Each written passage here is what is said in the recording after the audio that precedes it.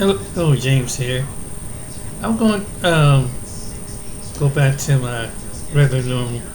Um, haven't got a chance to mess around with the fellas, but I'm going to do something different this time. And it was these neighbors in South Africa, and we're going to cover something that always tries a solution. And South Africa had in this one how they can't separate from other people. So this is what was going on and what some South Africans feel about being pushed out. Want to know a way to get But up to I'm going to show $5,000 you worth of gold their or silver solution tax-free?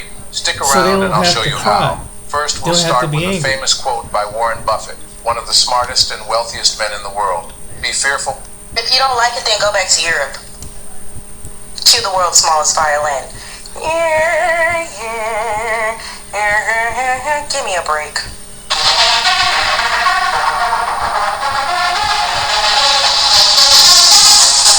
Oh, so fabulous. Hi guys, welcome back to the channel once again. It's your girl Tumibilia. If this is your first time coming across my channel, you're welcome. I do hope you decide to subscribe. And if you are a returning subscriber, you guys know that I love you. It's so good to have you here. Welcome back. Today's video is something that's not quite recent. I think it happened earlier this year because I saw that this video that I'm going to be playing now was posted back in January. Shout out to and the channel. it's happened in South Africa. You know what? Let me just go right ahead and play the video. What is happening? Our people are getting tortured.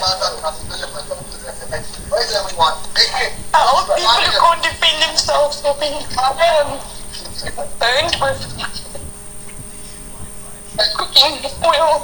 Living in fear, attacked, maimed because of their skin color. This is horrible. Horrible. And for some reason, people on the left label this a conspiracy theory. The evidence is there. It is not a conspiracy whatsoever. This is real. Why in the world would you refuse to even slightly look at it? Reverse racism is growing. It's pathetic. And it's very, very dangerous. In fact, ladies and gentlemen, for many people, it's deadly. So you guys can see that something was happening in South Africa to the white South Africans, right? For those who do not know, they are white people in South Africa. So that whole thing happened, and I think what drew my attention to that video was the man who was commenting on the whole situation, talking about how it's not fair for people to be discriminated against based on their skin color. And I was like, wow, who knew? Who knew? Okay, now I'm not laughing at the situation. There's nothing to laugh about that situation. But the fact that he was saying it like it was something new, like this is the first time it's ever occurring in history, it was laughable. Anyway, I'm just going to go right ahead and play people's responses to his video. Our people are getting tortured. If you missed it, the descendants of white colonizers are being strategically murdered by the indigenous peoples of South Africa. A gag so deliciously predictable, it's almost vulgar. The creator of Stitched has attempted to use this story as some form of proof that you can in fact be racist towards white people, and they failed miserably because there's a massive amount of historical precedent that simultaneously explains and justifies their actions. There's this weird form of societal gaslighting that modern white people have taken to, where they deliberately ignore more than half a millennium of context. Surely, you all are exhausted. Surely your spines are cramping from holding your backs to that mirror. Because of their skin color. This is horrible. What the you say? Man, say it ain't so, man. You telling me them people are being murdered and maimed just because the color of their skin? Oh my God. What would make people ever do that to another race of people in history? I've never heard such a f***ing thing. They are killing people, y'all, and murdering and maiming them people, y'all, for the color of their skin. I ain't never heard such a thing in history, y'all. Y'all heard such a damn thing? Now that's what I mean by white privilege. Y'all been doing that shit to us forever. And now all of a sudden, judging people by the color of their skin, maiming, raping, unaliving people because of the color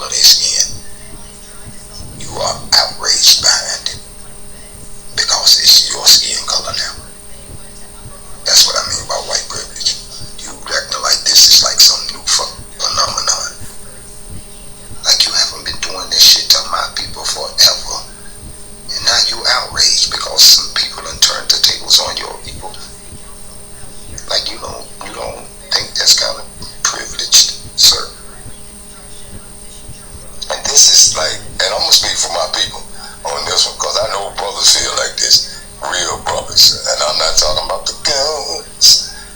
Bruh, I really don't give a fuck. Like, being honest with you, I don't care. Because y'all don't find the situation horrible until it happen to white people. That's why we got black history and not just plain old history. You don't care that shit happen over here. It's black history. It's not American history because it ain't happening with white people. Yeah, y'all corner the market on everything. And now all of a sudden, the shit that y'all been doing to us and my people forever, you want me to be outraged because it's happening to your people when you show not one motherfucking iota outrage for my people. So in the words of the immortal Rhett Butler in y'all favorite movie, slave movie, Gone with the Wind, frankly, my dear Scarlett, I don't give a damn. It's pathetic and it's very, very dangerous. I need some coffee, but who started race? Who started it? Y'all. Now that it's reversing. It's dangerous. Why wasn't it dangerous before? It's still happening today with my skin color by your people. We are not hateful people. Never cause as much harm as your kind has. But we are not saving you, baby. We're not saving you. Like you told us, get over it. Find a way to get out of it. You know, Five Below, you have no idea. More of everything you love, plus the new Five Beyond. Only inside Five Below.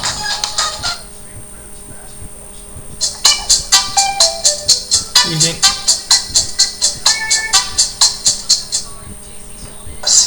Get over it. Find a way to get out of it. So let me let y'all know something. In South Africa, evidently some white folks are being tortured and killed because of the color of their skin. But I don't think it's because of the color of their skin, no. I think it's the context of their character. You know, because just recently in South Africa, there was a pool full of white folks and two South African boys decided to get in the pool. Well, you know what they did. I mean, the same thing they did in America. You know, they left the pool. As soon as black people got in, they left at the pool. It was even worse because these young boys had to be like 13, 15 years old, and white grown men, I mean an old white man was actually pulling one of the young boys, one boy's hair, and then another grown white man decided to choke one of them, and then the other one, he decided to push in the pool and jump in the pool and try to drown him. So you're crying about you being tortured. Where were your tears when your people were doing this to South Africans? Y'all turned a blind eye. You turned away. You didn't do anything. You didn't say it was wrong. You didn't stand up to it. You didn't stand up to your own people being racist towards South Africans. So, I don't think this is what y'all call reverse racism. No, I think this is called judgment. Because, see, it's written that the world's sins has reached heaven. And the Most High Yah remembers everything. He remembers every murder, lying, stealing, manipulating system that y'all put in place for yourselves. He remembers all the things that y'all have done against His word. And then hold yourselves accountable. Now, I think the Most High is holding y'all accountable. You reap what you sow. So, I suggest you learn how to repent and mean it. Reverse racism. That's unfortunate for any human being. Let me give you another perspective on it. How would you all feel if somebody took you out your home killed your family, took you out your home, took you off your land, and took that land for theirs. How would you feel if somebody did that? Now what's going on with these white people right here is they colonized African land, and the Africans have their power back. If I'm not mistaken, the same Africans gave them a set amount of time to leave. They want their land back. The original Africans were colonized, kicked, tortured, and the land was taken from them. Now they're taking it back. I don't like to see any human being get hurt. I hope somebody come save them. But this is what's taking place. It ain't reverse race. It's somebody actually coming back in, getting what belonged to theirs. Cute pity party, honey, but that's not actually what's happening. What you're seeing is people of the global majority finally having the means to communicate and network and band together to take back their lands and resources. And y'all have been at the top of the mother food chain for so long, you don't understand what power and privilege and all of that shit actually means. You getting your feelings hurt and people defending their lands against you is not the same as globally oppressing everybody else. Oh my dude, just no. Go sit down. Look at it. Reverse racism is growing, it's pathetic, and it's very... Why do y'all want to be oppressed so bad? Like, this shit ain't fun. Just cause somebody finally telling y'all can't do certain things, y'all can't go certain places, and people are actually whooping your ass when you deserve to get your ass whooped, that's not reverse race. If you say racist shit to people and they pop you in your mouth, that's not reverse racist. If you're in the parking lot when somebody's trying to park and you're banging on their window, yelling at them, and they open the door and knock you on your motherfucking head, that's not reverse racism. Again, reverse racism is not a thing. Cut it out. Oh, how the... Most people have no clue that in 2023 the best stop way it to right make here. money on Amazon is not with physical product. But it's funny how they say that this was in South Africa, right? About the reverse racism, right? That they get put out. But did you know that there's a town with nothing but white people? Yes, let me show you. They could have went here. It's called... It's in this dry, dusty and desolate part of the Northern Cape province that a group of white South Africans say they've found refuge. They call this place Eureka. Only white, Afrikaans-speaking people are allowed to settle here, but they say they're not racist. If you thought that this video was clickbait, then you are very wrong. Hi, welcome to another episode. There is a town called Orania. Well, it is not in Europe, it is not in Asia, and definitely not in America. This town is in South Africa, and it was made only for white people. No black person is welcome to live over there. And this town is also legal. It's been almost 30 years since South Africa abolished an apartheid system, which racially segregated black people from white people. The country got rid of it in the 90s. But the spirit of apartheid is still alive in some places in South Africa. There is a very famous town called Oriana. It's a remote town, and it is a whites-only town. Black people cannot live or work there, and every job is reserved for the whites only, and every task is performed by whites people. And yet the residents of this town says that they are not racist. Apartheid in South Africa crumbled after Nelson Mandela walked to freedom, but black people suffered decades of government-backed injustice before it did. Apartheid really began in 1948, but separating black Africans from the white minority had long been a policy aim. Laws made white people officially superior, and the large black majority faced discrimination in every aspect of their lives. Living, doing business, or owning land in white areas was banned. There were separate public facilities, transport, and schools. Interracial marriage was banned. Many had no right to citizenship and were regarded as aliens in major cities. Instead, they were made citizens of Bantu Stance homeland scattered throughout South Africa, but resistance grew in 1960. A huge peaceful peaceful protest against past laws ended in a massacre at Sharpeville. 69 people were killed. The deaths galvanized opposition, radicalizing liberation movements like the ANC. But many people felt that it was useless and futile to continue, but conflict erupted in the 1980s, with anti-apartheid activists frequently got killed and beaten or arrested. Mass protests were firmly put down, but little by little the apartheid establishment crumbled after gradual reform, Nelson Mandela in prison, since not long after Sharpeville was set free in 1990. 4 years later, he was elected as South Africa's first black president, and apartheid ended. Tickets for Asteroid City are now on sale. Get your tickets today. Yeah, do it. And don't forget to and apartheid ended.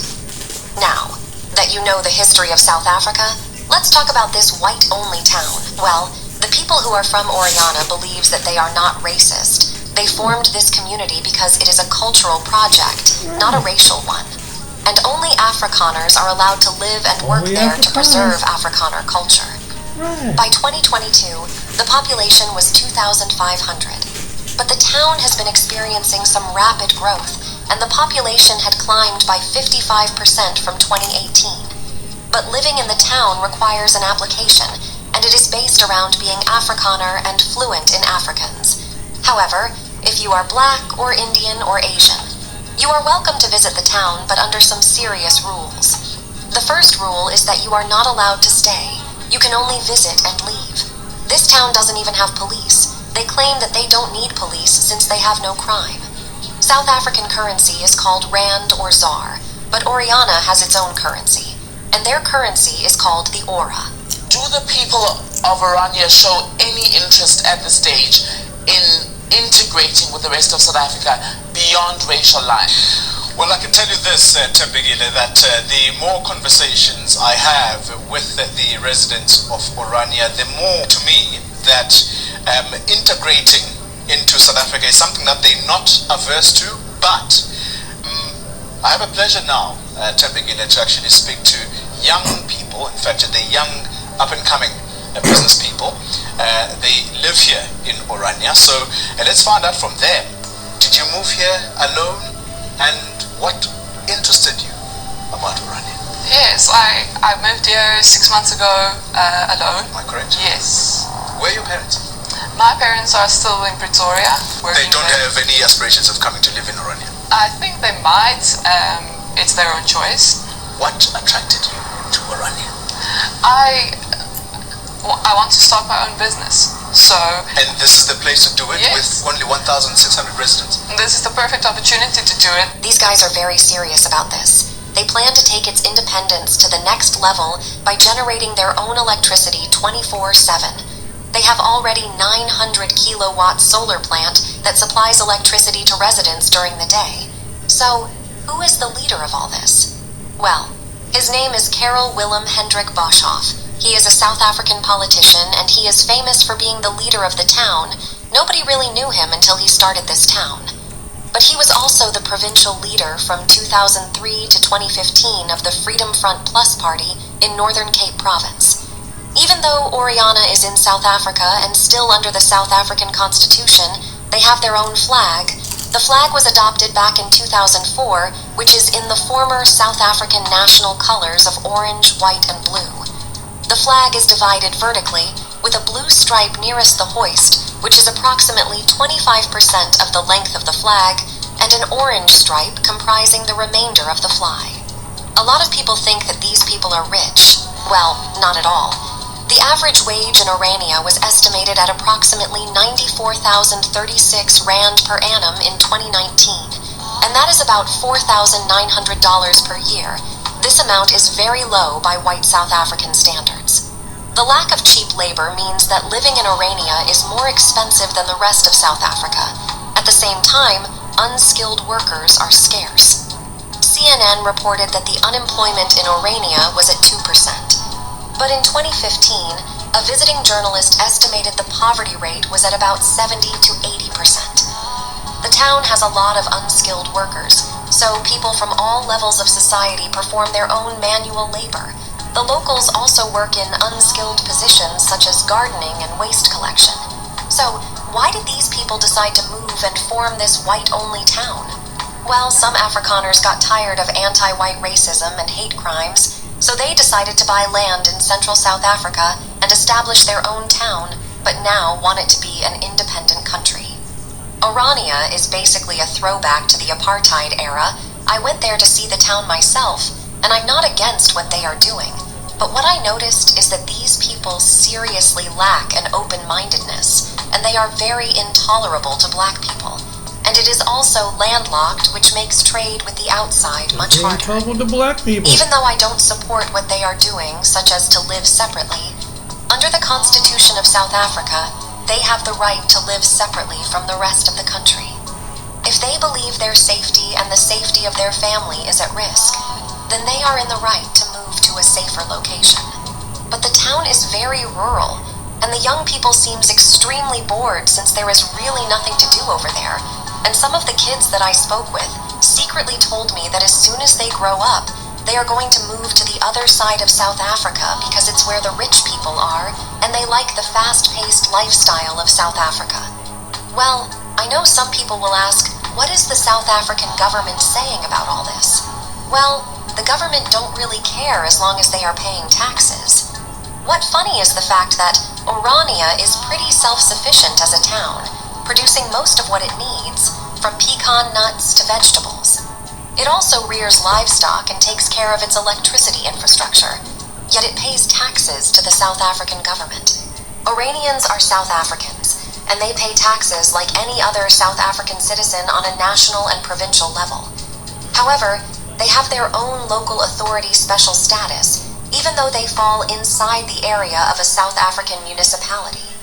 So local rates and taxes, including water and electricity, are administered by the Orania Representative Council. Most South Africans don't really care about Orania, let alone black South Africans. The only people who care about Orania are the people who just want to go there because they're not allowed in, but won't know what to do once they're in there. I went there and stayed for like 12 hours. The only thing I can tell you is that the old white people are very happy over there. I think it because they're lived in the apartheid era, so they are comfortable living like that. But the young people, especially the young girls and boys that I spoke with, told me that they really want to move out to big cities like Cape Town because they do see it on TV and they would love to live there near the beach. Well, this is the end of the video if you liked this video. So, what do you think about this?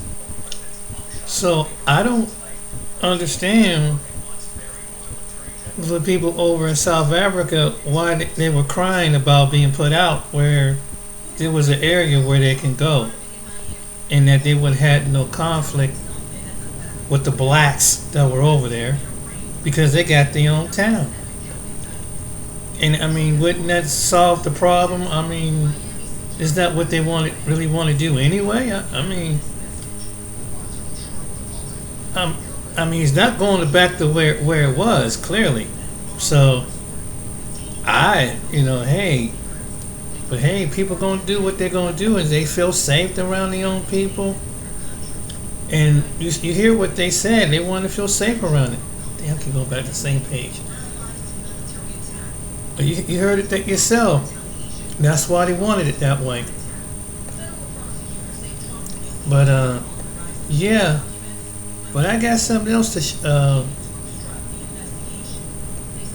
something else I want to show you. But yeah, that would be the ultimate thing to do. That's to solve the problem. If you don't, there's no conflict. They can just do what they want to do. Obviously, there's a couple other reasons why they did it too. Not be around blacks, but they don't want a racial. That's what they don't want their children race mixing with another. That's one of the reasons why they do that. Oh yeah, that's why they did it. That's why there's a lot, and it's not just in South Africa. You got white people here that feel the same way like some of the white South Africans do. They don't want a racial mix, but yet they want to bitch and complain when they got to live around other people. It's like, well, damn, do you know that there are like 76 counties and towns throughout the United States were still predominantly white. You don't have to see another black person for hundreds of miles. I'm in one of the states, Ohio. Trust me. Trust me when I say this to you. When I say it's predominantly white, it's predominantly white. I've been in some town like, God, dog. Ain't no China, ain't no Asians there. Ain't no. If it's probably there'd be one Asian person there out of the whole group. Maybe a half of a Latino. But when I say white, they white.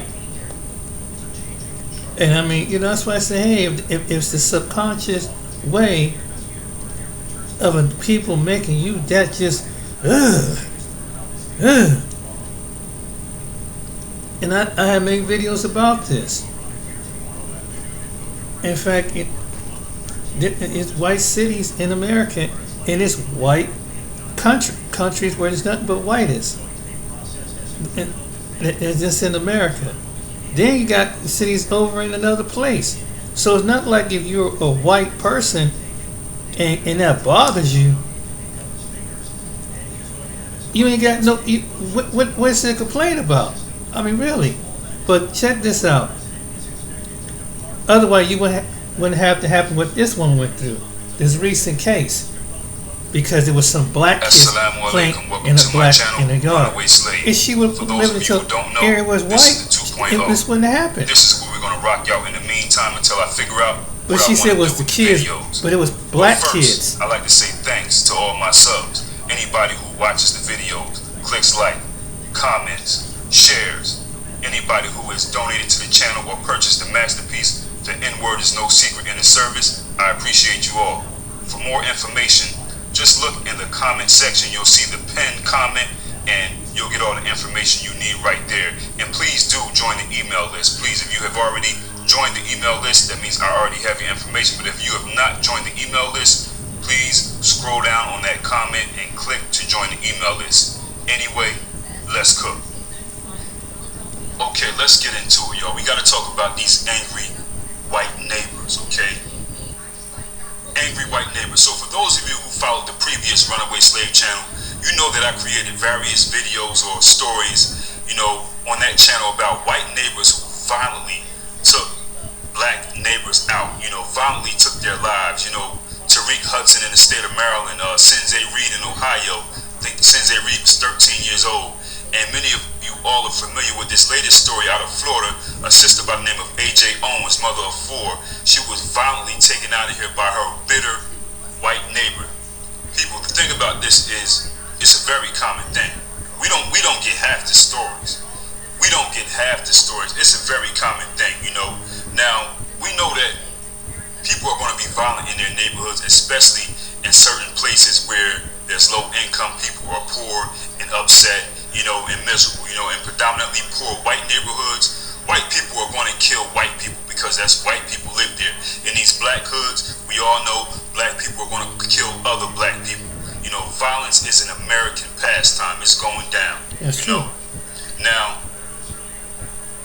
the other thing is, in these places that are more integrated, right, more safe, working class people, black people who have employment, white people who have employment, in these integrated neighborhoods, say you might have a place where it's, 30% black and 70% white, or, 40% black people and 60% white people, in these type of places that are not considered the ghettos, they're more so the suburbs, where black people were able to integrate and move in because they are hardworking people.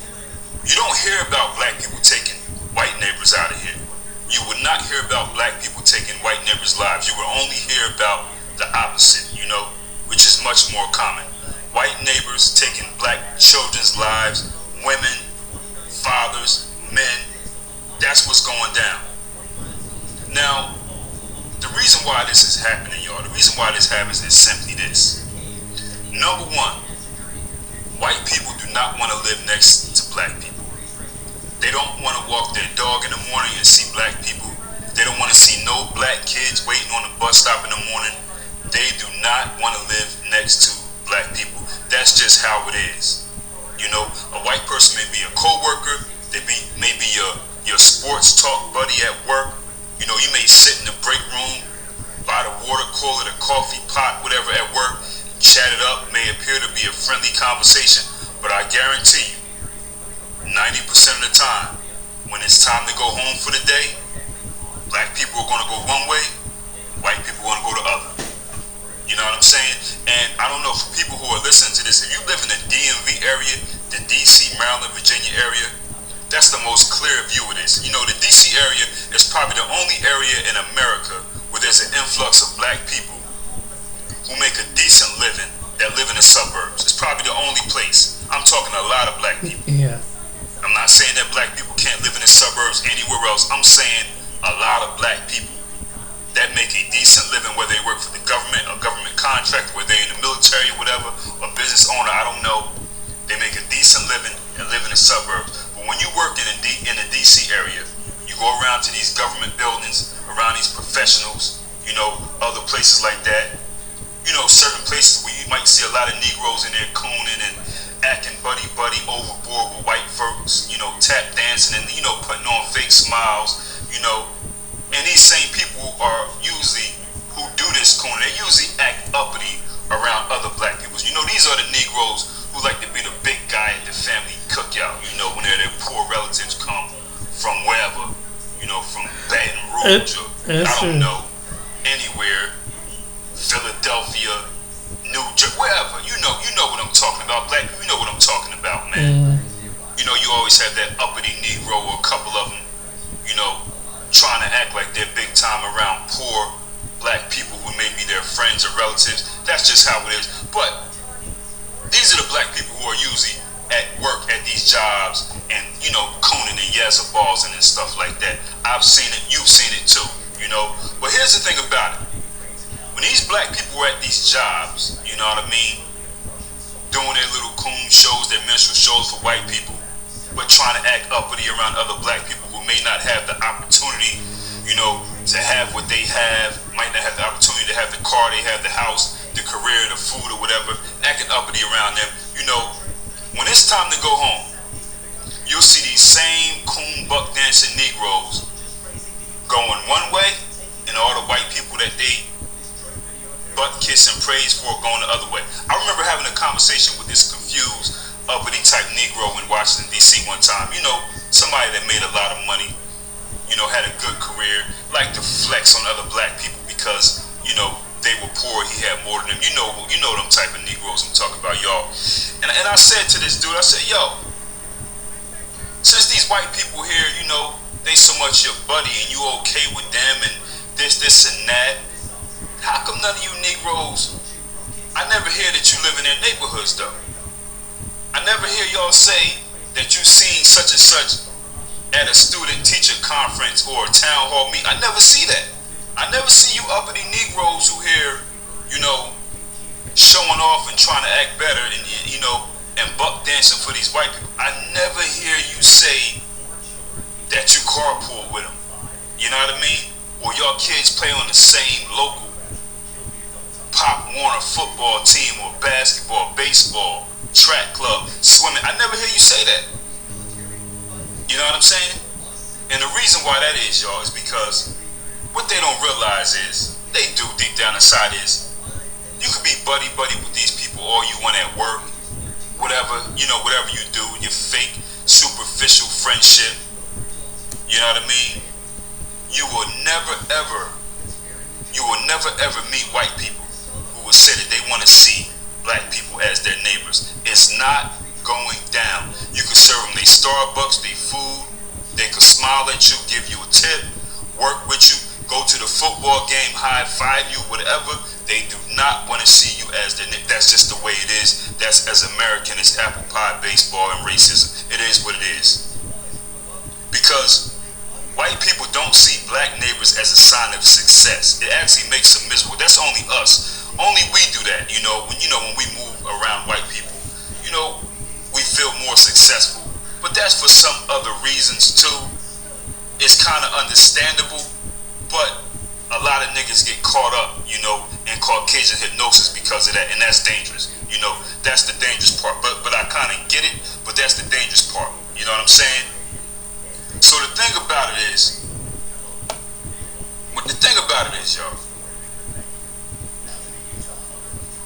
The thing about it is, that's only us, you know. We see white people and white people being around as a sign of success. They do not. That's a sign of failure.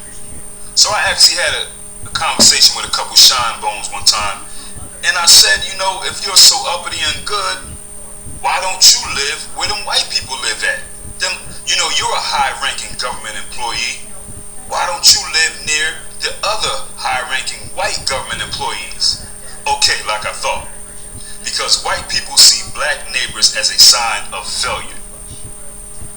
They see it as a sign of failure. With that being understood, this explains why so many bitter, angry, white racist neighbors are violently taking the lives of black people. Just like you see in Florida and you see in every other state, you know, all the time. Only the stories that we hear about. Remember, we don't hear about most of them, y'all. You know what I mean? So whenever you live in a place, a neighborhood that was once all white, and black people, they start moving in, you know, black people start to integrate these neighborhoods. That's a sign, yo. That's a sign for white people. And as a white American, you should be going by that. By the time black people start moving in 20, 30, 40%, you should be going by that. Like the other white people who were taking advantage of being white in America, they're already gone. The white people who are white Americans and are taking advantage of the easy life of being white in America, they're already gone. They knew ahead of time when the black folks was coming. They already knew that a couple years in advance. They went to the town hall meeting, you know, them type conversations. They're years ahead. But black people are never supposed to catch up to white Americans and live in their neighborhoods. It's not supposed to happen. That's not the way it's designed. You know what I'm saying? That it's not supposed to happen. Now these white people we see in these neighborhoods, like the recent story with the sister down in Florida with 4 kids who lost her life. These white people, right? They're already mad. They're already bitter and upset. They feel unsuccessful because the other white people who were taking advantage of being white in America left them behind. These bitter white folks, you know, who get left behind in these neighborhoods where our people start to move in, instead of buckling up and doing what they need to do, you know, taking accountability and responsibility, taking advantage of the opportunities that America has created for white people, you know, the banks, other institutions that were created for them to thrive, the Department of Justice, all that. They sit back in these neighborhoods, you know, that are becoming integrated with more black people, and they try to fight a war with every black person that moves in there. They're bitter, they're angry, you know what I mean? These lazy bums that got left behind, these white folks that got left behind, they feel unsuccessful because the successful white people already moved out. And every day they see black people. They see black kids jump a rope. They see black people on the porch. They may see black people out in the front working on their car. Black people bringing in groceries. Black people playing music low, not even loud. They just sitting in the window looking mad and angry.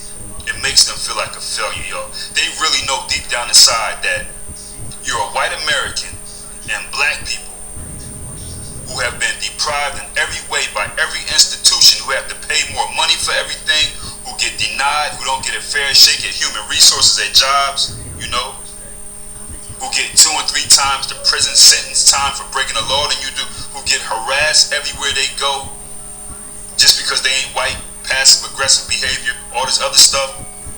You let these black people catch up to you when you're white. Yeah, you're a failure. And you know, these people, these bitter, angry white people in these neighborhoods who have been being violent towards black people, taking black people's lives, that's the problem. That's what they feel like. They're angry and they're mad. Every time they see black kids on a bus stop waiting to go to school, they get mad. And they'll take one of them kids out too. They've done it. It's not a game, yo. Here in Columbus it has. You know what I'm saying? He's right. Right. These people are really failures. These are white American failures. There's no way that as a white American, black people should catch up to you and live in your neighborhood. It just wasn't built like that. It just wasn't designed like that. I mean, you get everything. even the poor white trash white, even the white trash white people, the former, the coal mining. I'm talking about the Appalachian Trail type, West Virginia, upstate New York, white type trash, Western Pennsylvania white trash. Even those people, the government will come in and build an entire prison so that these white people in their poor, white, unproductive town can live well, could buy groceries, could buy Chevy Silverados and F-150s, could buy, football equipment, hockey equipment, houses, things like that.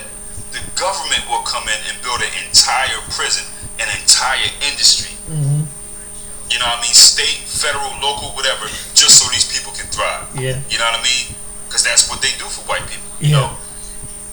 That's what they do. Mm-hmm. To make sure that these white people have a job and they're able to be successful. And then they'll make sure that they arrest enough black youth to go to these prisons so that these white people have some work, have some inventory to count. That's the way it goes. Everything was set up for even the most poor of the poor white trash Americans to be successful. Mm-hmm.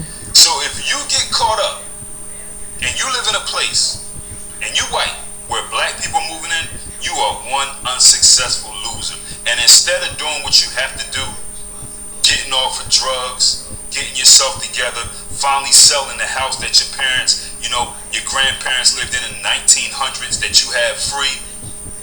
Instead of doing that, you want to sit around and fight every black neighbor who's trying to make it and survive out here. You know what I mean? You're a loser and a coward. You know what I'm saying? You're a loser and a coward. They don't do these type things. They don't build these type industries for black people to thrive and survive and be successful. That's true. Black people should not be catching up to you in your neighborhood, That's American true. whitey. Look, That's true. the most they do for black people is they may build a stadium or something. They be like, oh, well, we're going to hire 50% black people, and they give black people a job and sell hot dogs and popcorn and be cashiers and all that other after school stupid stuff. No real careers, like they give white people, like, at these federal institutions, these careers, these pensions and vacation time. They don't do that. They'll say, oh, well, we're going to go ahead and knock down this such and such place here. Mm-hmm. We know it's for black people live here. We're going to build a stadium. Like, oh, what you going to do? Oh, we're going to make sure that we hire 50% of black people who are going to roast hot dogs and sell popcorn and all that. And they're not giving nobody no job. That's a bunch of bull, man. On some old Barclays Center type nonsense. White people get entire institutions, pensions and all that other stuff. So listen, if you're a white person in America and black people catch up to you in these neighborhoods and you want to sit around and be bitter and angry, yeah, you're doing bad, man. You're doing bad. They're seeing white people coming in, black people coming in, y'all, to their neighborhoods, and they just get very angry and mad, upset and bitter. Just like this woman in Florida. And what do? They want to solve their problems the white American way, with violence. And that's how they solve their problems, y'all. Mm-hmm. You know what I mean? And as you can see, they've been doing this, We can go on and on with the stories. So, this is why we're starting to see even more stories about, due to social media and the internet, and other agendas that people have politically. We're starting to see more stories about, white people brutally taking black neighbors out. This is very common, especially in those neighborhoods that have become integrated with working class black people. They're mad, they're upset, they're jealous, they're hating, and a side of black people remind them of the losers that they really are. And they're acting out on it, y'all. Instead of tightening up, fixing their own personal issues, getting off of, pills and stuff like that, or, trying to fight alcoholism or whatever, and being responsible, getting themselves together. Instead of doing that, they sit around and waste all the money that their parents gave them on drugs and stuff. They sit around in a free house, and wage war on black children who move them, black neighbors, And we got to start taking these bitter white neighbors seriously, y'all, because it's very dangerous around them, It's very dangerous around them. But I understand why people move, you know what I'm saying? Because everybody got a different story and situation. Somebody might have been living somewhere at one time where, I don't know, the black neighbor, I don't know. I'm not getting all into that, because everybody got to do what they got to do. But just saying, don't let your guard down when you get around these white American neighbors, y'all. Especially in these neighborhoods where, just say, for example, it's 100 houses and 20 of them black. Yeah, watch them. 100 houses, 40 of them black. Watch them. All it takes is one bitter white neighbor that's going to nitpick, call the police, call the city, and act violent because deep down inside they know they are a loser and they feel like one. And every time they see you, it reminds them of how unproductive and how much of a loser they are. You know, so if you live in these neighborhoods, you know, just keep your head on a swivel. You know, pay attention. You know what I mean? Just like them white people looking out the window, you need to start looking out the windows too. Don't let your guard down. Watch them. Look at their cars, the people coming in. Look at their work IDs and things like that. You know, just keep your head on a swivel. The same way you would do in the hood, you got to do it with these people. Pay attention, because when we get caught, usually when stuff happens to us, it's because we don't have low expectations for what these people would do. You know what I mean? Once you come in and you know, I know how y'all get down. I know y'all do this, this, and this. Once you armed up with that in your mind, these are not usually the people who are victimized by these people. You know what I'm saying? You got to have low expectations and expect the worst from them, but prepare for the worst and do what you got to do. It may not be like that. It may be an okay place. You know what I mean? Your situation may be all right. I'm not saying it's going to happen to everybody, but the people who are on point are usually okay. You know what I mean? That's all I'm saying. Watch how you argue with these people. You know, and it's not hard to outsmart these people, yo. It's not hard to Usually when white people get over it, they usually prey on our Caucasian hypnosis. It's not because they out-clevered you or out-intellectual. You know, they were more intellectual or smart. It's because we get caught lacking in our Caucasian hypnosis. It's not because they smarter, man. If you okay and you paying attention to what's going on, you usually gonna be safe. You know what I mean? And all these white neighbors who continue to harass black people because they integrate in your neighborhood, hard-working black people with a job and a career trying to do something, you didn't get out. You got left behind by the successful white people who were taking advantage of being white in America. You feel like a loser, and you are a loser. Leave black people alone in these neighborhoods and kick rocks. Anyway, easy. Whoa. So, yeah, but I'm going to show you this other video, and you think that it's already segregation in America. And guess where they doing it at? At a restaurant. Let me show you. We're transforming nostalgic This restaurant put white people on one side, black people on the other side. This was in 1980, not in 1990, not 1960, 2023. Do you know the states in America with the highest population Hold on. of white people? Well, the states with... Well, hold on. Wait a minute. That was the wrong one. My bad. I'll get back to that one. But oh yeah. Oh yeah, this stuff is... Hold on. I'll get back. Dang. Hold on. Yeah, it was a restaurant where people were literally segregating themselves. Oh yeah. Yeah, people say, oh, that stuff is just in the past. No.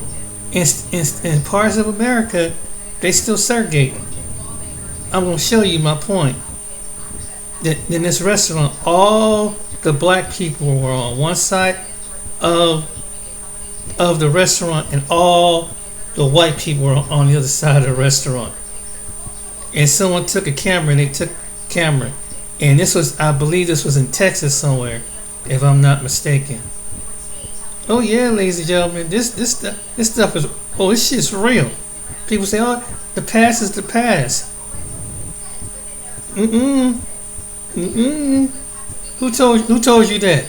That in some places we're a lot better than we was. We going back to where we was. We going back. Everything repeats itself in a cycle. It's just kind of watered down. That's all. But you didn't know this? Oh yeah. Let me show you this video. And they said that, oh yeah, you know, we're everything's okay. Well, let me see what. Now, this is really what he's talking about. Watch what this one person did. Now, this man was homeless. He's a white man, and guess what he did? And I'll get to the video. A woman by the name of Shirley Raines, who runs the Beauty to the Streets nonprofit organization, traveled to Las Vegas to spread the love that she normally spreads in Los Angeles, California, to the homeless population, when she had to get somebody in check for the following. Check it out. I'm saying, I know you're not out there talking like that. I know you're not out there talking like that. You are gonna ruin it for everybody. No, excuse me, let me speak. Let me speak. Because I heard your speech and it's quite frankly rude.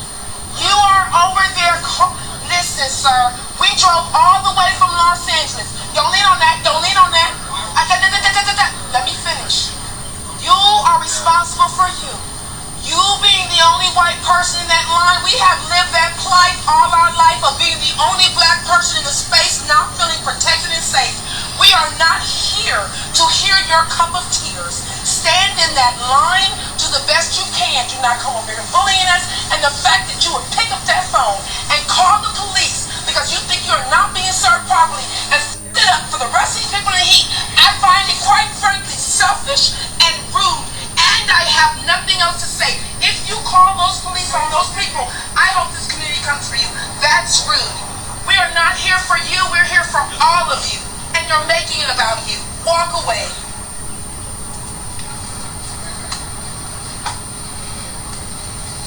He don't call the police because he's the only white person. He don't want to stand with all them black people because of the way they treat him. I know I did not. Did I hear what I heard him say? All my life I had to fight. So as you saw and heard her say, enough.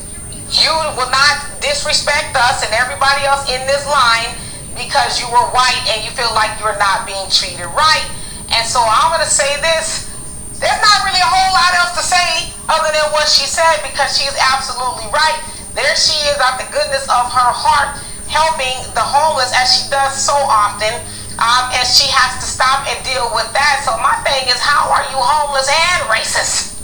It seems like you got enough going on and you're trying to be racist too. But that also shows us that no matter where they are in society, they will always find an opportunity to try to be racist and make themselves more important than us. And I say though, big ups to that sister, because a lot of people would have told him, beat it, get out of my line. So anyway, I can't believe he did that. That is crazy, man. That's crazy. But yeah, there are people like that, man. That's how what people are talking about. Yeah, that there's some people walk around with this privileged mindset that like, wow, like, you know, you like, you know, I mean, it's a mindset. It's a subconscious mindset, like what the brother was saying. That's true.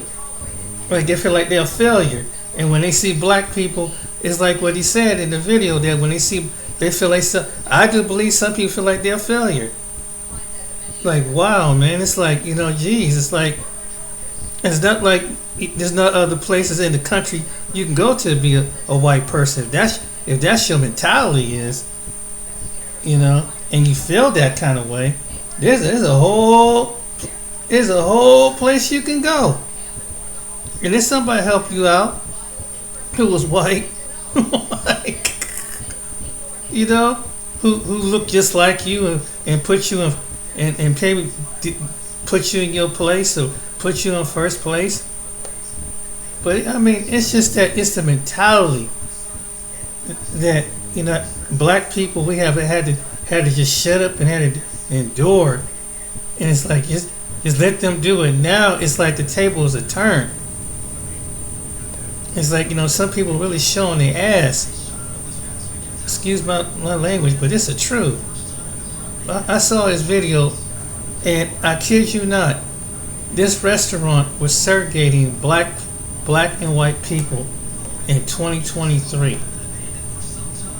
I tripped out. I said, damn. And it's not like everybody accused it. It was everybody. It was like a few people here, a few people there. No, it was the whole, just about the whole restaurant. But right now I wish I saw that video. But yeah, it's alive and well. There's some people that subconsciously is racist. And I always say they see it in your mind before they see it with their eyes. And it's just crazy, like, man.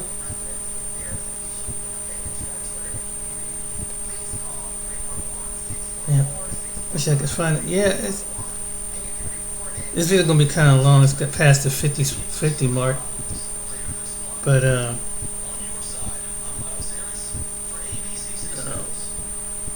I've seen that video, but I can't.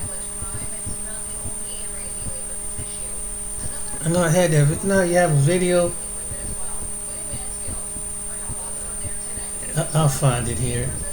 It's gonna go on longer. I hope you guys don't mind the extra long video, but this is basically why, and this is I don't pretty much have to say anything. You just show here's the reason why. Here's the reason why. Here's the reason why.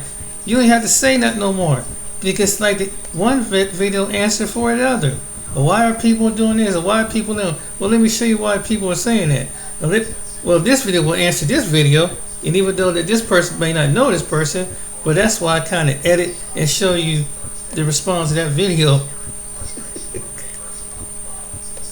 and too bad. And there's some people in the world that they can't understand, but when you know when people don't see color, they show it with their actions.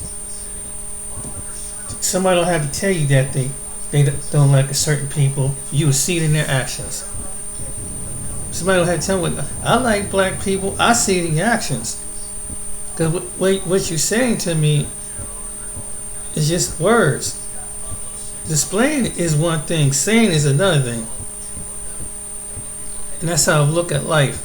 People can say stuff all they want to you, but they don't. But displaying it is one thing, and letting it come out indirect is another thing. Damn, what's that?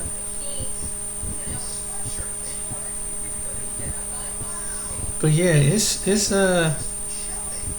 dang. Hope you don't mind me talking. I'm trying not to try to get to the video. But yeah, some people are just naturally don't mind being racist. But they do it so now it's so bold. It used to be people used to kind of do it hint wise. Now they just out with it now. So now they just exposing themselves who they really are. Oh my goodness. Now they don't even hide no more. And it's like, hey, it's fine with me, It's like, hey, I'm glad you showed me. Let me see that demon in you. That way I stay away from you. I don't deal with nobody. A demon of racism. I know how that thing like to transform. It like to hide. It like to play your friend.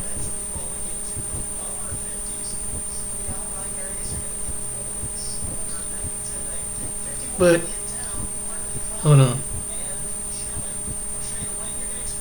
You have black people saying Get this. going on your summer checklist. Starting with an oil change from Midas, so you can keep your ride ready for what's next.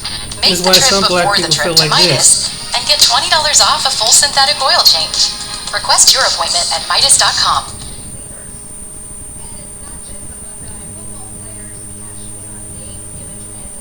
Must be the love. Oh, that's a cigarette commercial.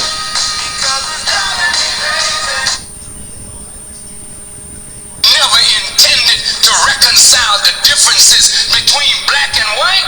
That's right.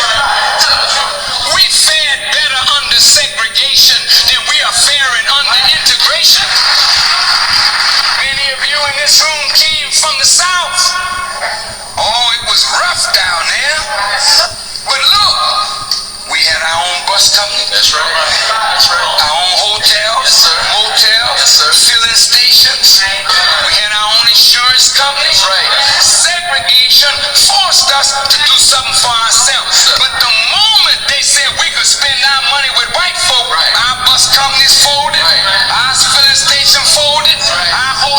closed down, our motels closed down, our restaurants closed down, our insurance companies got weaker. Right.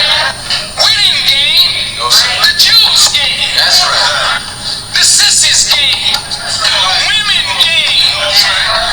But the black people who fought and died with Dr. King, the little black brothers who threw Molotov cocktails and lit up these cities. Right. What did you get from it? You got nothing but your firebombs put black people on the newspapers, on television, in boardroom, and in white folk bedroom. Right.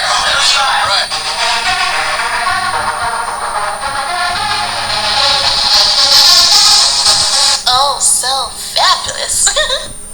Hi guys, welcome back to the channel once again. It's your girl Dumebilia. If this is your first time coming across my channel, you're welcome. I do hope you decide to subscribe, and if you are a returning subscriber, you guys know that I love you. It's so good to have you here. Welcome back. So today we're going to be talking about this video that was made by this beautiful sister, talking about black people integrating and the negative effects. Let me just go right ahead and play her clip. I'm gonna say this, and I don't care if you agree with me or not, but we should have never integrated. We shouldn't have listened to Martin with his dream. And a lot of people might not understand what I'm saying. I don't even care at this point. We should have never integrated with them. Before we even got to this point, we was thriving before that. It was thriving. Like literally, we understood the value in keeping our dollar within our community, investing into our own banks, schools, hospitals, food, clothes, all of that. And when we decided to integrate with these white folks and their culture and their way of living, their education, their medicine, their culture, their everything. Now we having identity problems with ourselves because we don't even know what our culture is. And then when you do speak up, like people like me or other beings that speak up about our culture, you want to get mad and be like, that's not of our culture. What do you know? What do you really know? Let's start asking those questions. Because I'm tired. I done had enough. I done seen enough to know what my culture is. I done seen enough to know what resonates with me. And I'm going to say it. We should never integrate it. Because now when we look outside our community, we got everybody race, every culture around us in our community but ours. You know what they associate with our culture? Drugs, gangs, violence. But when you look at other cultures where they got schools, they got these higher educations, they have the great medicines and great communication. Wake up, my people. Like, really wake up and start looking outside. If you really want to get here, go outside. Just look at your neighborhood. Like, go outside and just look at your neighborhood. Everything is there but your culture. Everything is there but your culture. The only thing that's there is you. That's it. You trying to tell me y'all don't even be trying to find out a little bit about your culture? Y'all don't be trying. Y'all just get up, go outside, and just go about your business. We should never integrate with them. You guys can see how passionate and how sad that she looked, and I could feel the energy and I could kind of understand what she was saying. You know, there's definitely been a clear difference in the lifestyle, the culture, the mentality of black people. You know, it's so different now than what it was before integration, where black people knew that they had to do everything by themselves and for themselves, build their own communities and build wealth and, you know, basically build themselves up from nothing, when it was just black people during the time of segregation until integration happened. So there definitely is a clear difference in the way things are now for the black community, and she's pointing out the negative parts of it, right? Anyway, let's just I'm not going to be too long on this, but yeah, and I think what really hindered it is not only that, is that black people got so caught up that the ones who control the racism select their hand pick blacks like your bourgeoisie Negroes, and so that's what kind of watered it down. So, and then that kept the most of the black people in subordinate condition, and then the ones that's in your Democratic Party, and sometimes they can work together on both sides, because at the end of the day, they use black people as a hand puppet. Now you're like their personal hand puppet, basically. And so the racist people, and them these real clever ones. That's why they can play one against the other, because they know how to make it like we're really cool, but we're really not. But we really have agenda to keep most of you down. And that's why I was watching something earlier where how Chicago and Washington D.C. is basically it's a party, but it was a party manipulated by the Dixiecrats, and they were Klansmen. And it's weird how when some blacks went from Republican, but then when they found out, they switched to Democrat, and all of a sudden they used this kind of liberal mindset to bring in other blacks, and with the very Dixiecrats that caused them to keep them in subjugated conditions. And a lot of black people don't even know this. They don't even know this, but I think that they hoodwink black people on both, but mostly on the Democrat Party, and this is a hand gesture. We want to say that this party is more racist than this other party, but they both are keeping generational wealth. No matter the way you look at it, someone like Biden, who's a Democrat, to somebody like Trump, one thing got in common is that they got generational wealth. Their families do. They're connected to generational wealth. They are, whether you like them or not, they're the reason why like the one brother said, that they're successful. And they use people, and they'll use us and be like the cash cow. Black people are the cash cow when it comes to sports and entertainment. And so, by them being a cash cow, naturally, black people don't even see that there's some don't even see that you're being manipulated in the politics and all these other causes and everything. And then you got someone so blind. There's some people in our own family, they're just blind, and they just believe whatever the mainstream news show them. They don't take time to go online and research and say what it is objective. You let the main channels tell you one thing, and you believe it. Whether it's CNN, NBC, ABC, CBS, at least go check for yourself. Some people take a grain of salt and find out for the news for yourself. And now that, and another thing, what our problem is that we're too tribal. We haven't learned to come as a people. We're too tribal. We're too tribal as far as association. We're too tribal as far as affiliation. We're too tribal. Now you're seeing that these people and these other people are moving in and taking the territory, while black people are still fighting among each other. So that was the plan too. And they'll use someone who's a black American to make it seem like they stay in the background. It's like, wait a minute, you can't accuse me of being racist. I have my black friend over here, Clyburn. I have whoever. And that's what the Democrats did. Or you can have, if it was a Republican like Tim Scott, they used the same tactic. And it's something that could be racist as hell. Some of the people they know is racist as hell, but you have to go. But when you ride with that party, you got to ride with it all the way. So that's what it comes down to. I think I'll make I didn't see this video. I'll have to catch it on my next video, but we'll have it on the next video. And I'm going to show you that this segregation, this stuff is real. Yeah, there are still segregated areas in America. That is still people are being segregated. And even you think that the country has moved forward. No, it's certain parts of America has not moved forward.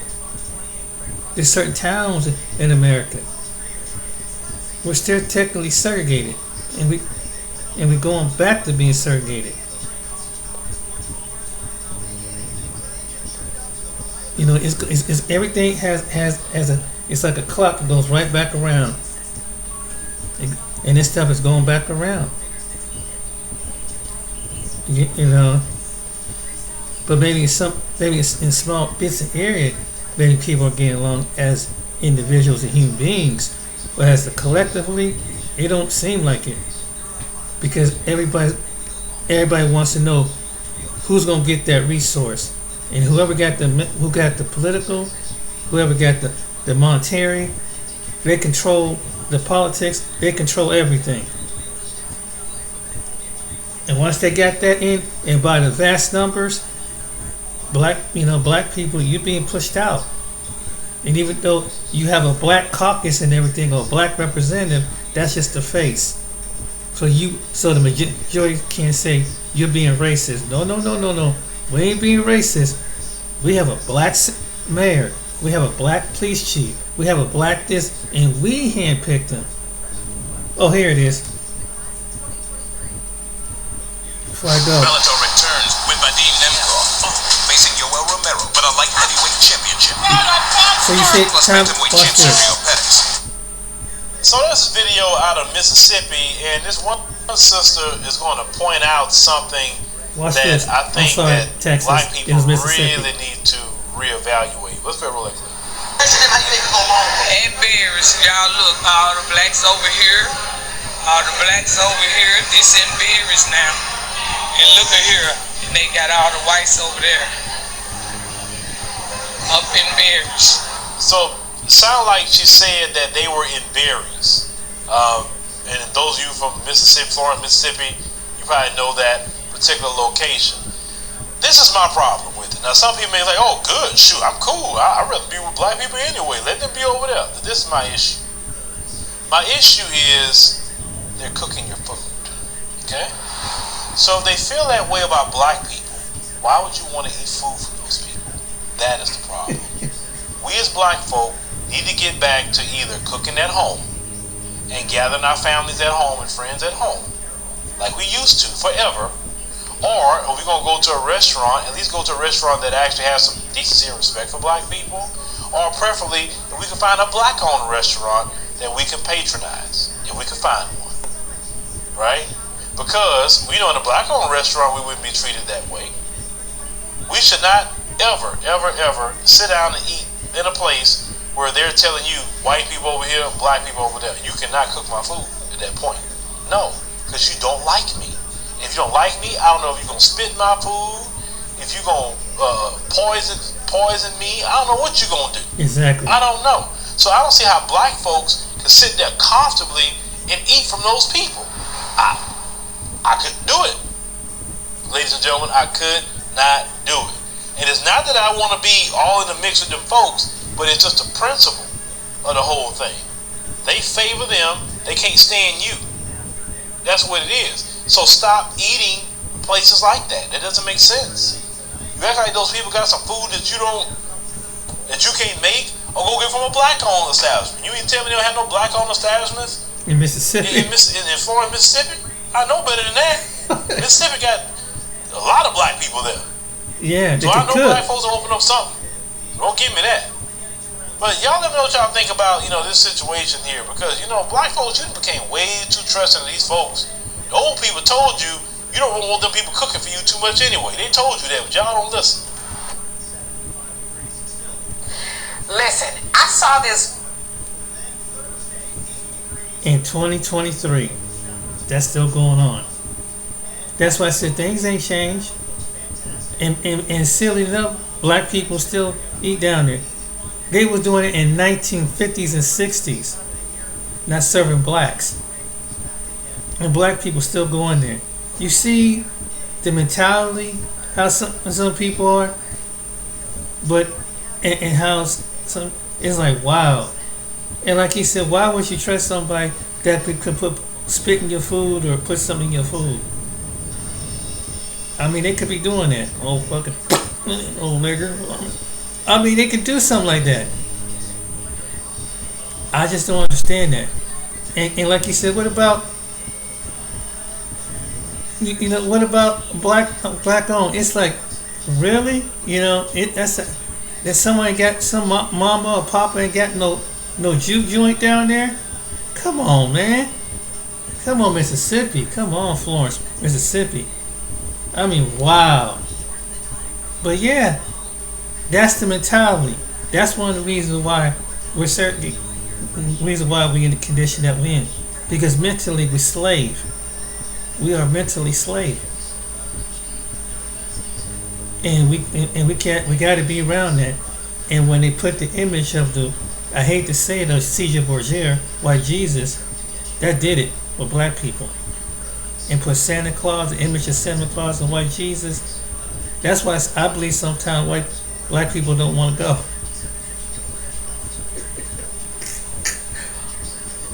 This is your God, but that's Santa Claus. I'm trying to tell you. But anyway, I won't get too electric off into that. But yeah, but that to the black people, that's your questions. That answer you right there. And you see, and I have made videos about the white people. There are predominantly white towns that, like, you know, like when the one guy said that you can live in, and it's doing pretty good. Boise, Idaho, and Salt Lake City, Utah, parts of Washington State, to Maine. They got some companies up there that'll help you out. And if you go to the country, you really want to get away from everybody. You want to go to the African continent, go to Argentina. You won't see nothing but white people. You can't be any other race though. You gotta get out of there. Just saying. So, but you okay? And like I said, the only reason why they said it because they didn't want to racially mix. They don't want no black in their blood. We all human, James. They don't want no black in their blood. That's what that's their mentality. That's why I said it's not just someone who just a clan saying that. It's some of them agree with the Klan. Some agree with skinhead. You got some people that do. I don't want my mixing with them little crass Negroes. That's why it's some towns are, in some cases, are predominantly white. They'll never tell you that. In some cases, not everybody, but in some cases, that's why it is. They don't want to mix. They don't want their children to mix. As far as relationship, friendship, but marriage and the family, not no Negro, not the Negro. Trust me. Alright then, ladies and gentlemen, hope you enjoyed this video. Till next time, hope it's educating. And it is what you see is what you get. Alright then, till next time, take care.